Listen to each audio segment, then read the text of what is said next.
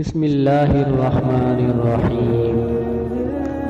حضرت ابو سروہ عقبہ بن حارث رضی اللہ تعالیٰ عنہ سے روایت ہے کہ میں نے حضرت صلی اللہ علیہ وسلم کے پیچھے مدینہ میں عصر کی نماز ادا کی۔ آپ صلی اللہ علیہ وسلم نے نماز سے سلام پھیرا، پھر جلدی کھڑے ہوئے اور لوگوں کی گردنوں کو عبور کرتے ہوئے کسی زوجہ محترمہ کے حجرہ کی طرف تشریف لے گئے۔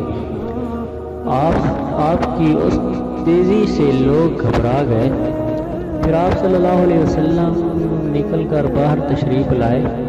بس آپ صلی اللہ علیہ وسلم نے اندازہ فرمایا کہ لوگ آپ صلی اللہ علیہ وسلم کی اس تیزی پر حیران ہیں، تو آپ صلی اللہ علیہ وسلم نے فرمایا، مجھے یاد آیا کہ میرے پاس چاندی یا سونے کا ٹکڑا ہے، مجھے یہ بات اچھی نہیں لگی کہ یہ ٹکڑا میرے پاس رکا رہے، اب اس کی تقسیم کا حکم دے کر آیا ہوں۔ دوسری روایت میں یہ الفاظ ہیں کہ گھر میں صدقہ کی چاندی سونے کا ایک ٹکڑا چھوڑ آیا تھا، میں نے رات کو اس کا گھر میں رہنا پسند نہ کیا۔